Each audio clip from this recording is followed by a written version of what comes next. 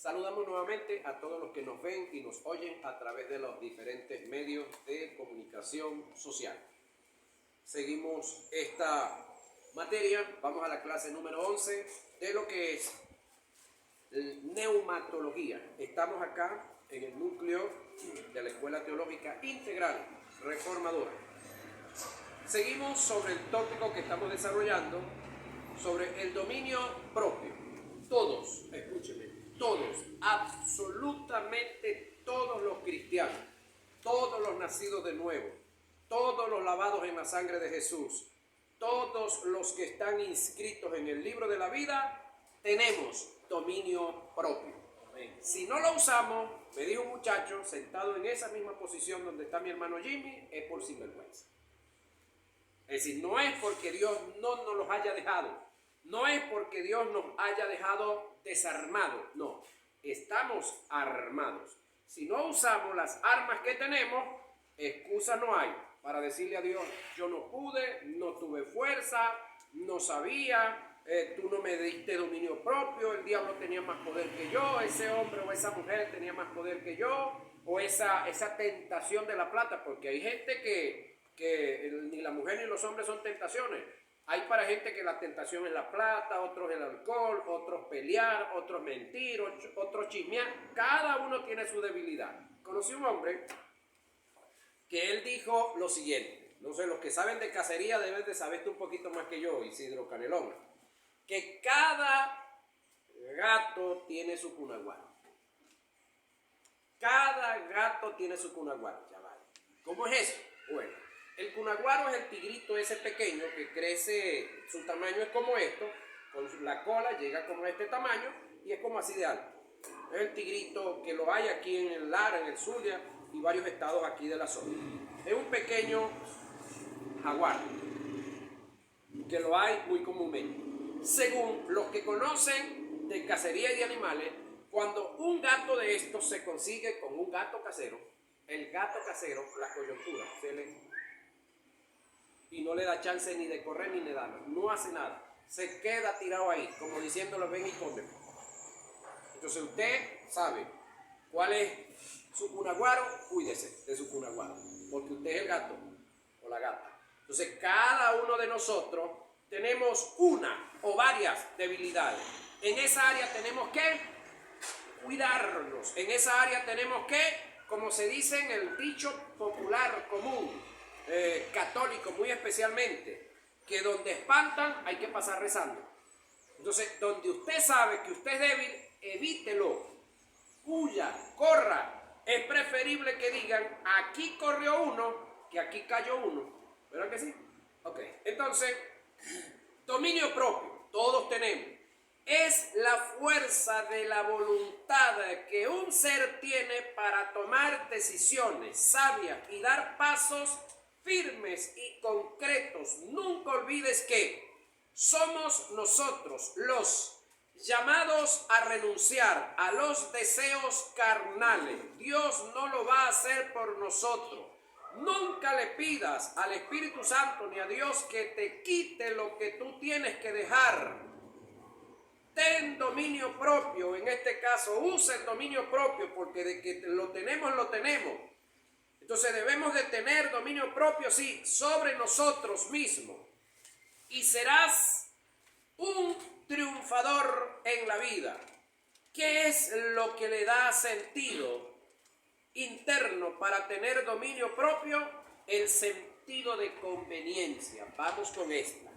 Es decir, ¿tenemos dominio propio? Sí, para hacer lo que nosotros decidamos hacer, no lo que el alma y los deseos carnales decidan hacer.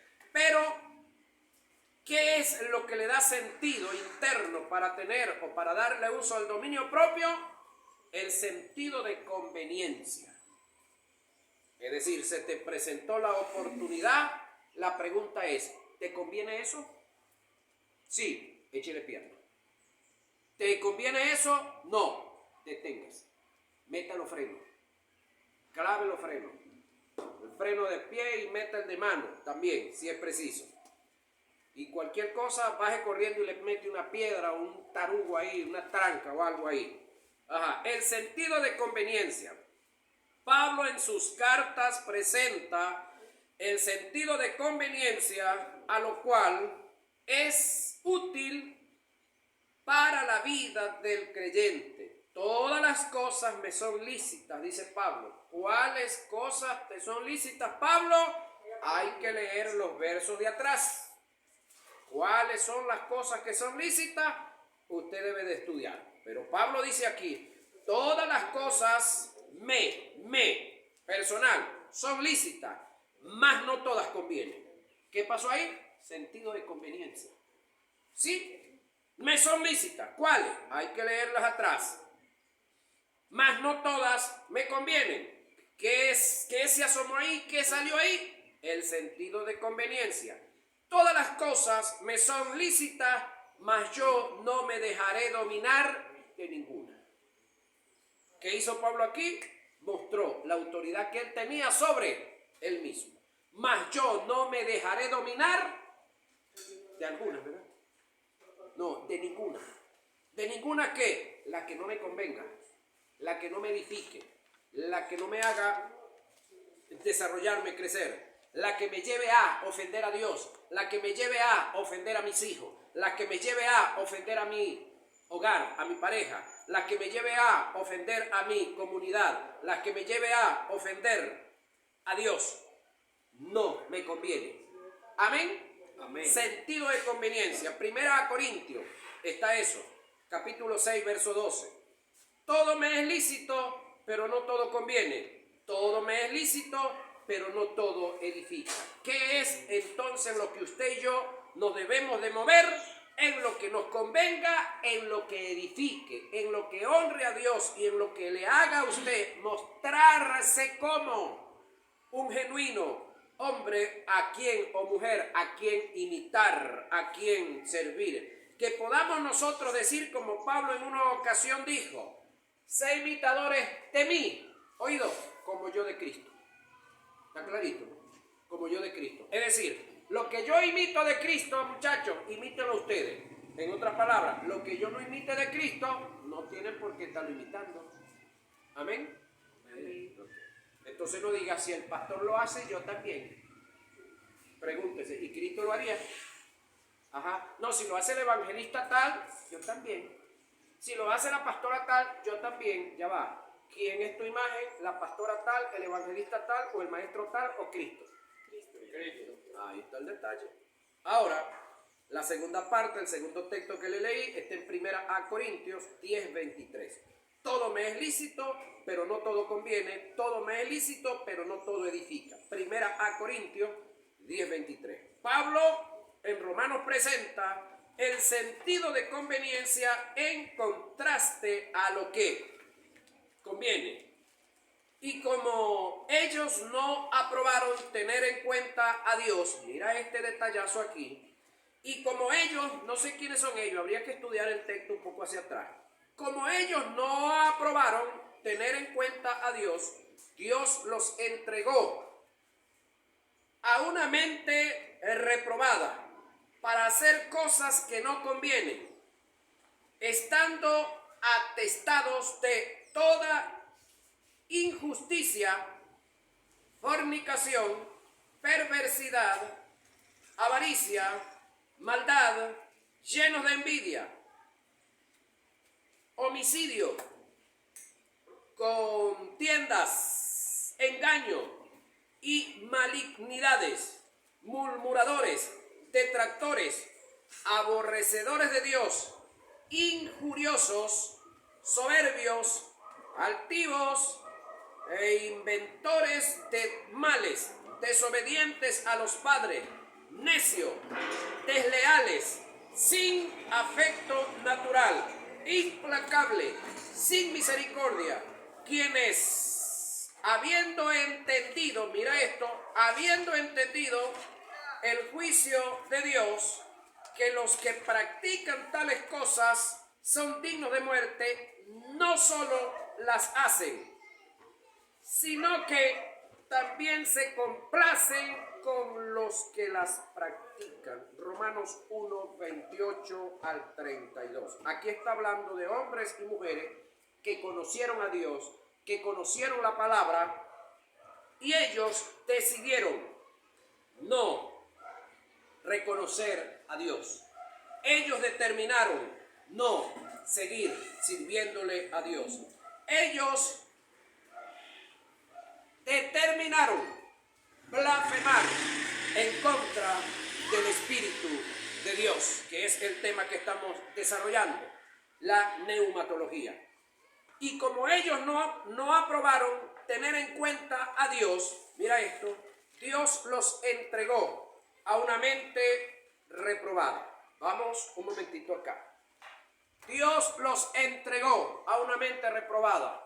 Es la traducción esta que tenemos. No todas las traducciones dicen igual. Por eso es bueno que no nos quedemos con una sola traducción.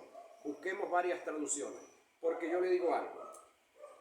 Si Dios es bueno, alguien me va a decir todo el tiempo Dios es bueno.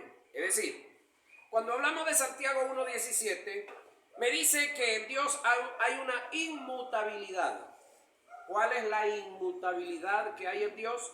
Que Dios en el pasado, o en su eterno pasado, en su eterno presente y en su eterno futuro, solamente es bueno. Por lo tanto, si Dios es bueno, solamente es bueno, no puede entregar a nadie ¿a qué? A nada malo. Entonces, aunque el texto dice acá, y como ellos no aprobaron tener en cuenta a Dios, Dios los entregó. No es Dios los entregó. Ellos se entregaron. Ellos se salieron de la protección de Dios. Ellos se salieron de la sombra del Omnipotente. Y cuando tú te sales de la sombra del Omnipotente, y estamos hablando de día al mediodía, vas a quedar en pleno sol. ¿Sí? Y si estamos hablando de noche, con lluvia, con trueno y con todo este tipo de alimañas que pueden caer, es decir, tú te sales del cuidado de Dios, de la protección de Dios, ¿dónde vas a quedar? En el amparo y en los brazos y en el seno del diablo. Y el diablo solamente sabe hacer tres cosas: hurtar, matar y destruir.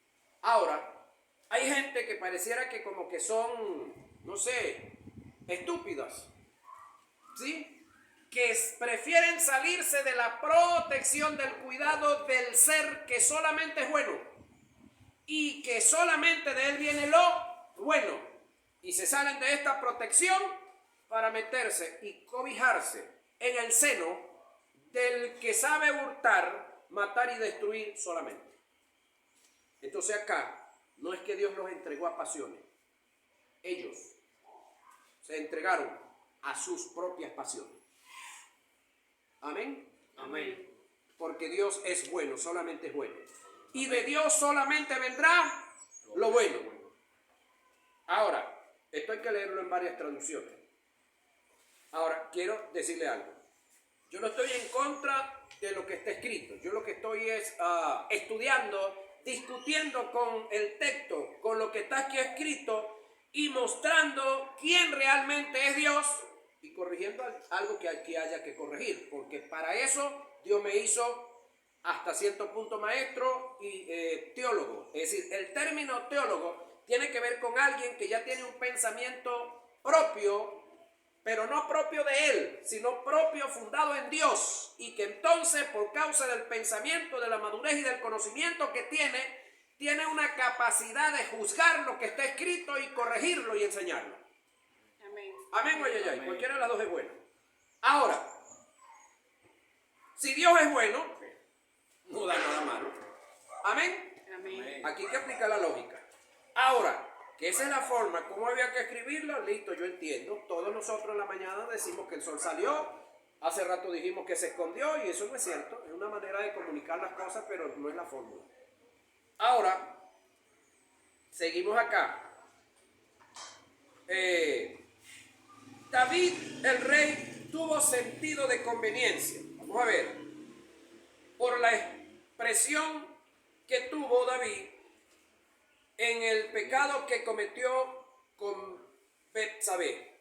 David, el rey, tuvo sentido de conveniencia por la expresión que tuvo David en el pecado que cometió con Betsabé, el rey desarrolló un sentido de conveniencia hasta el punto que ministró a su alma que está viva y latente con un espíritu muerto, porque David no había sido redimido. Vamos a ver qué dijo David por acá.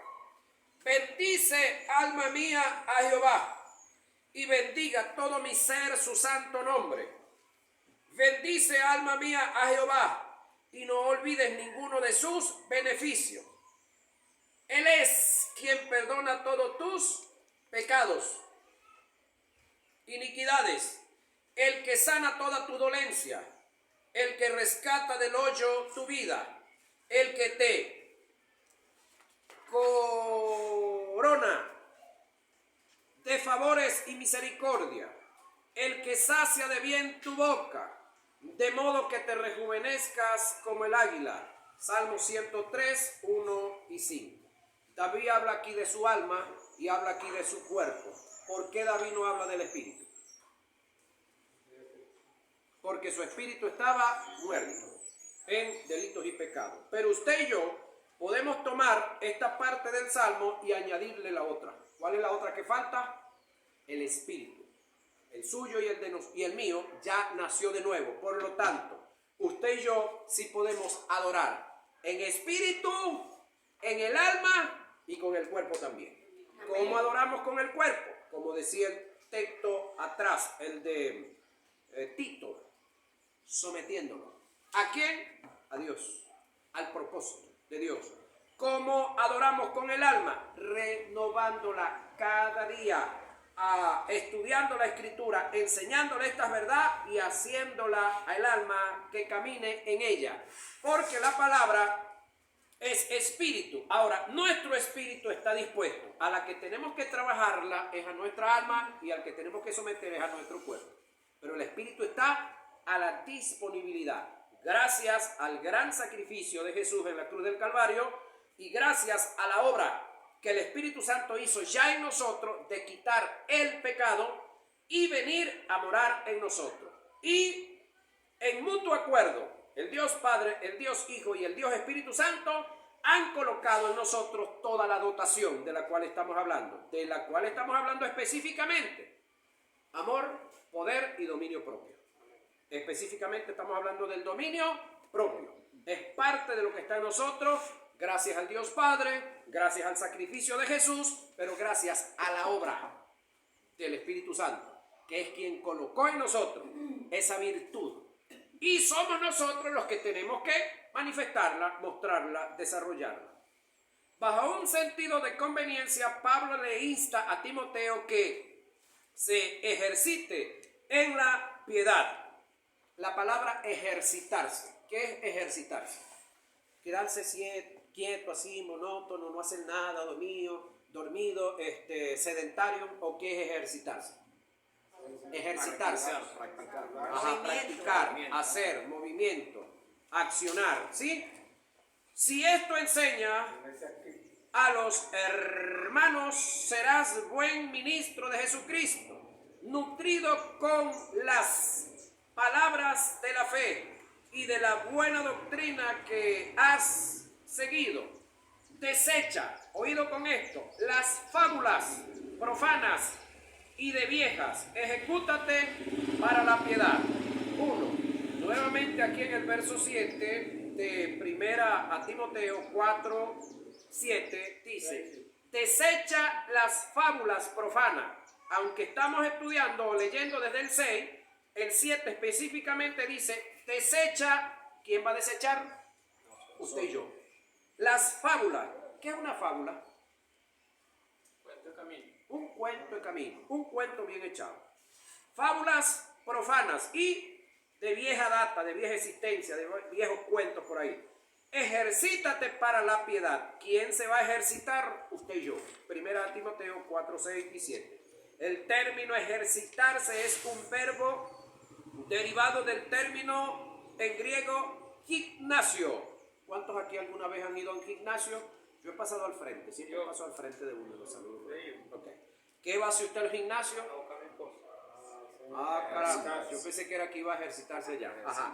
Ahora, etimológicamente, el texto en el griego le da un sentido más amplio, por lo cual Pablo lo que le dijo a Timoteo fue: entrena tu alma. ¿Quién va a entrenar cuando va al gimnasio? Usted. Pero acá le está diciendo: entrena tu alma en forma integral, con vista a la piedad, para que puedas tener sentido de conveniencia y puedas discernir entre el bien y el mal. ¿Quién va a discernir entre el bien y el mal? Usted. ¿Quién va a juzgar qué le conviene y qué no le conviene? Tú mismo lo vas a hacer. Pero ¿cómo lo alcanzas a hacer? Estudiando el libro de la verdad, estudiando el propósito de Dios para tu vida, revisando la vida de Jesús y la vida tuya, comparando, enlazando una con la otra. Pregunto, aquí nadie tiene derecho a responder nada. ¿Tu vida se parece a la de Jesús? No diga nadie nada. ¿Tu accionar se parece al de Jesús? Es decir, cuando tú estás haciendo negocios, los negocios que tú estás haciendo, como tú los estás haciendo, ¿así lo haría Jesús? El peso, como lo tienes controlado, que le faltan 100, 200, 150 gramos menos, y después dice: no, se descompuso. ¿Eso lo haría Jesús? No. Y las diferentes cosas, tu comportamiento con el vecino, con la vecina, tu comportamiento con la familia, tu comportamiento con la pareja, con los amigos, ¿así se comportaría Jesús? No sé. Analízalo y habla tú contigo mismo. Ahora,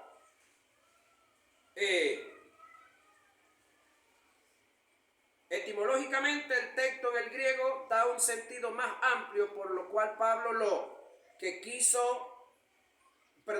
le dijo a Timoteo fue, una vez más: entrena tu alma en forma integral, con vista a la piedad, para que puedas tener sentido de conveniencia. Es decir, como yo me estoy moviendo, actuando y desarrollando en la vida, ¿me conviene? Eso me trae más amigos, eso me trae buenas personas, eso me aumenta el capital en el cielo, eso me hace ser buena gente, eso me hace honrar a Dios y honrarme yo como persona. Esas son discusiones y pláticas que tienes que tener tú contigo mismo, y puedas discernir entre el bien y el mal. ¿Quién va a discernir? Tu persona.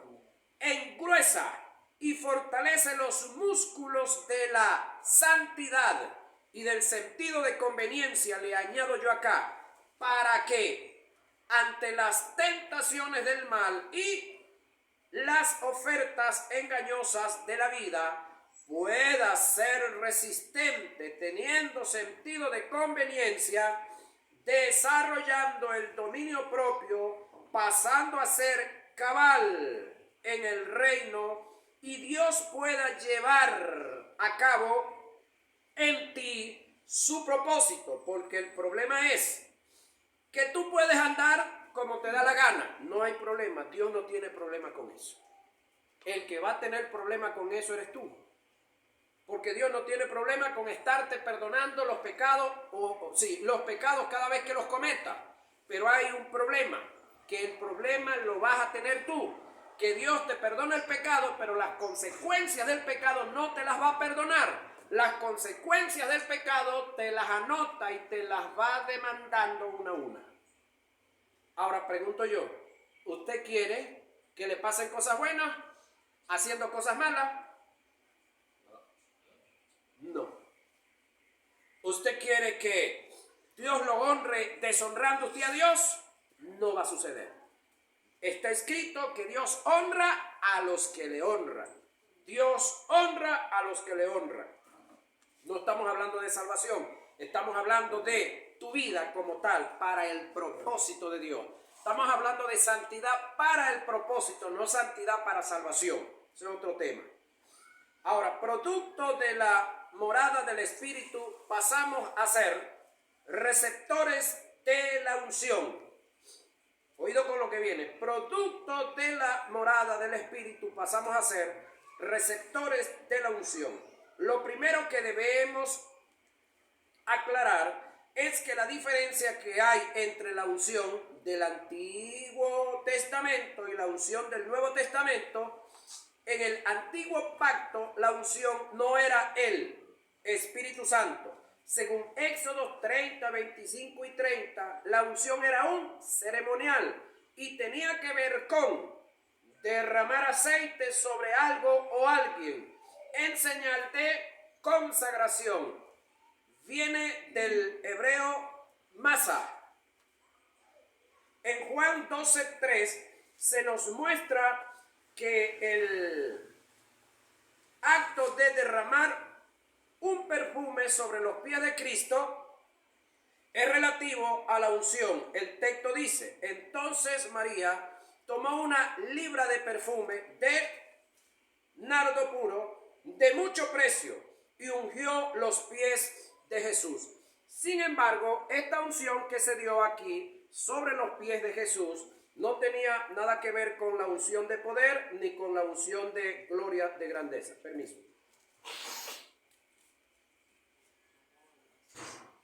Tenía que ver con la preparación para su muerte.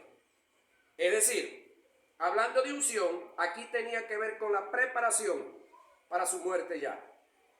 Observe que el acto de la unción en el Antiguo Testamento es aplicado al derramamiento de cualquier elemento sobre algo o alguien, con un propósito específico y que dicho acto no es aplicado al Espíritu Santo. Una de las cosas que debemos de entender es que esta unción de la cual hablamos en el Antiguo Testamento, estamos hablando del sacerdocio de Aarón, no estamos hablando del sacerdocio de Melquisedec, que está más atrasito. Y ahorita, en este tiempo, estamos hablando, y la iglesia vive, es en el sacerdocio de Jesús, que es según el de Melquisedec. Porque quiero corregir algo aquí públicamente. Creo que todos han visto en los videos algo que yo he dicho y hoy quiero corregirlo públicamente aquí. Bíblicamente hay 3 sacerdocios. Creo que algunos de ustedes lo habían visto, alguien lo comentó una vez. Está el sacerdocio de Melquisedec, el primero que se estableció. Está el segundo sacerdocio, que es el de Aarón. Y está el tercer sacerdocio, que es el de Jesús, que fue ordenado según el orden de Melquisedec. Pero hay 3 órdenes sacerdotales, no son 2. Ahora, cuando hablamos de la unción bajo el sacerdocio de Aarón, pues se derramaba aceite sobre alguien o sobre algo.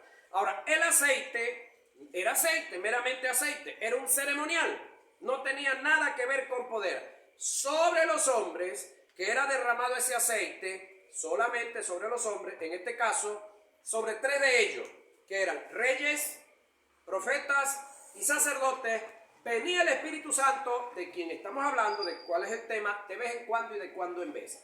En el caso de Jesús, el Espíritu Santo, en el caso de Jesús, que es,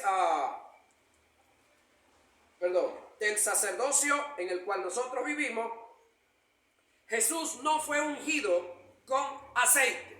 ¿Por qué? No sé.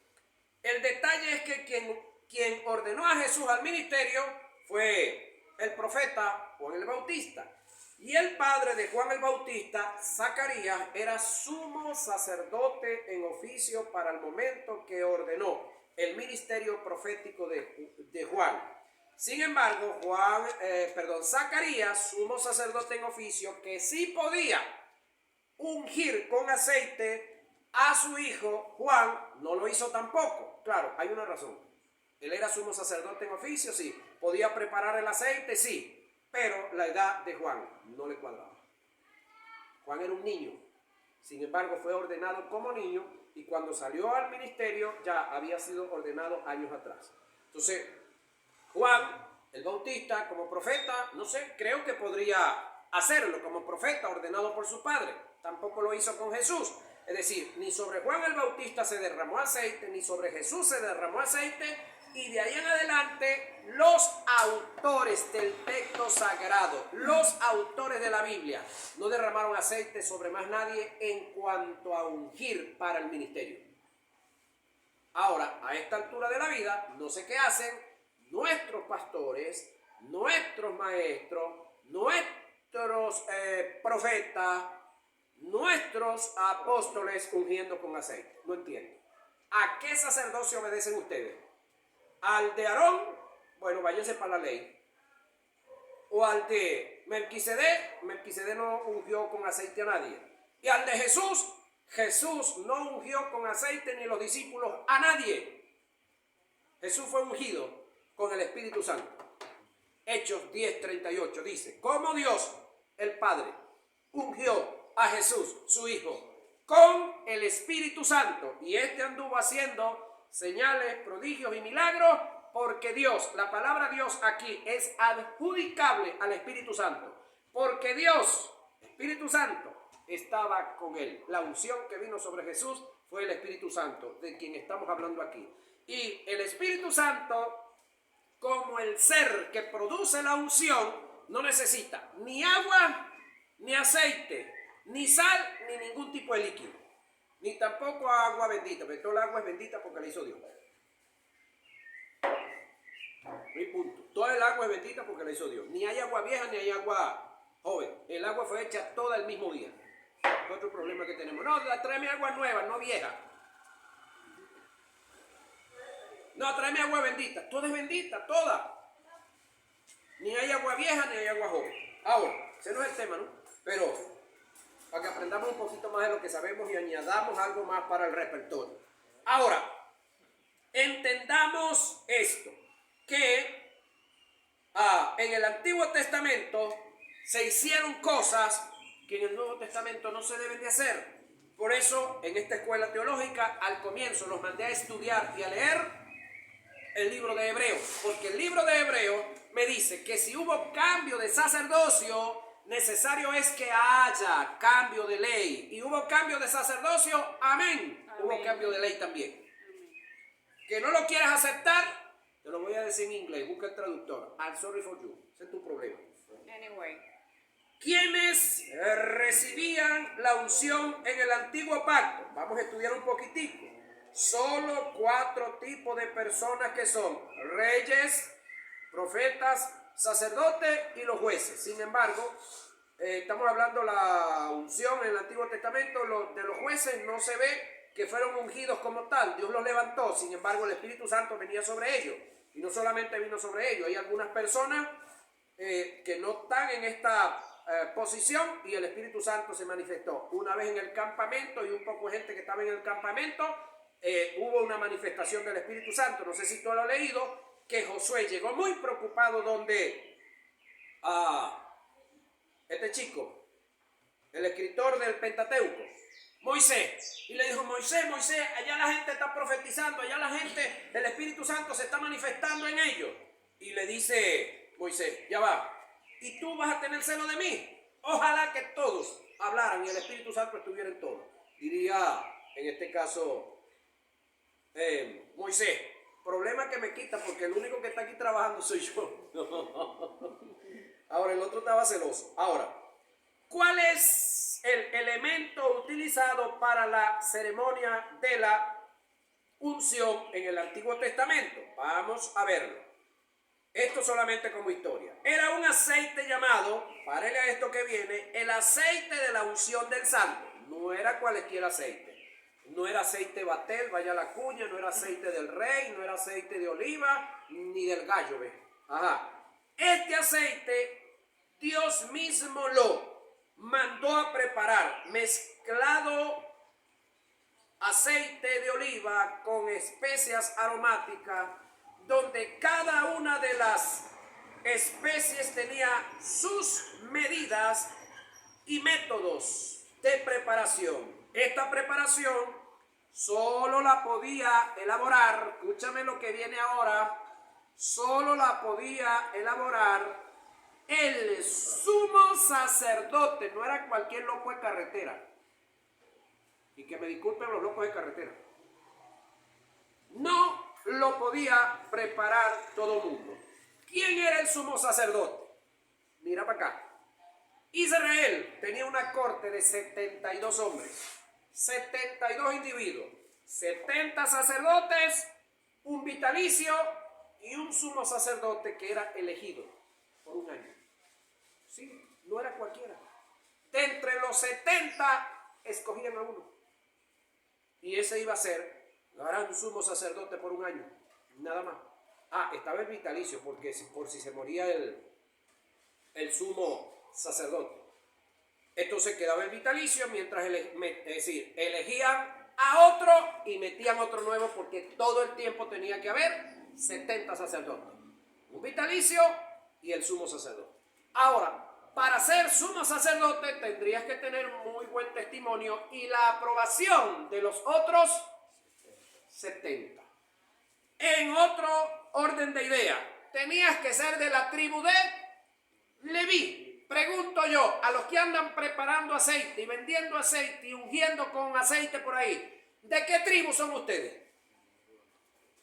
¿Serán de los Yanomami, de los Yupas, con el respeto a esta tribu, de los Guaraos, de aquí de los Gallones, no sé, de Trujillo, hay otros pocos por allá? Pero no entiendo. Es decir, esto no lo preparaba todo el mundo, ni era cualquier tipo de aceite. El detalle está que cuando yo no tengo respeto por lo sagrado, cuando yo no tengo respeto por lo escrito, yo leo Biblia y actúo así de apalante como los animales, entonces me comporto de la manera como me comporto. Porque te aseguro que tú no eres ni sacerdote para ser gran sumo sacerdote, ni estás usando aceite de oliva, ni las medidas exactas que dice la Biblia. Entonces, ¿qué es lo que tú estás haciendo? Cometiendo un error, y de eso tienen que darle cuenta a Dios. Si tú no lo sabías y lo estabas haciendo por ignorancia, ok, las misericordias de Dios te alcanzan por ignorante, pero de ahora en adelante, tú que me estás oyendo y me estás viendo, ya no eres ignorante de eso. Ya tienes conocimiento. Si no eres sumo sacerdote, no puedes estar preparando aceite. Y lo otro, estamos fuera de dispensación. No pertenecemos ni estamos en la dispensación de la ley, en el orden del sacerdocio de Melquisedec. Perdón, en el Levítico. Estamos en otro sacerdocio. Ahora, él solo podía aplicar a la persona a quien Dios así lo indicaba. ¿A dónde está eso? A la Biblia, caballero. Éxodo 30, 22 al 33. Léelo, estúdialo y analízalo. Y no seas más irresponsable. Y no andes haciendo lo que Dios no estableció para este tiempo, ni lo que a ti no se te mandó a hacer, porque se te contará como delito y tendrás problemas en el tribunal de Cristo. ¿Usted está molesto, pastor? No, es la verdad bíblica. Ahora, quiero que entiendas algo. La Biblia, en su totalidad, fue inspirada por Dios. Sí, de eso estamos claros. Pero, por tiempos y para muchas culturas diferentes, la Biblia fue escrita en 3 continentes, 3 idiomas, y hay 3 dispensaciones sacerdotales. ¿En cuál de ellas estás tú? 3 dispensaciones sacerdotales. El sacerdocio de Melquisedec, el sacerdocio de Aarón y ahora el sacerdocio de Jesús, gran sumo sacerdote de nuestras vidas. Y no tiene nada que ver el sacerdocio de Jesús, es decir, en cuanto a ritos o a rituales, al sacerdocio de Aarón. Es más, el sacerdocio de Aarón habló, enseñó, dijo y nos entregó en las manos del sacerdocio de Jesús. Amén. Quiere decir que los que de verdad aman y respetan al sacerdocio de Aarón son los que obedecemos al sacerdocio de Jesús. Porque Jesús es el resultado del sacerdocio de Aarón, para que lo sepan. Entonces los que nos sometemos, cabeza y todo, espíritu, alma y cuerpo, al sacerdocio de Jesús, verdaderamente amamos al sacerdocio de Aarón y verdaderamente amamos al sacerdocio de Melquisedec. ¿Alguien puede decir algo?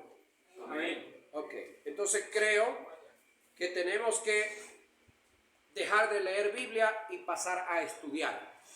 Creo que debemos de comenzar a profundizar sobre ciertas verdades que hemos estado dejando y muy livianamente atrás. Debemos dejar meramente de leer Biblia y pasar a ser estudiosos de ella. Amén.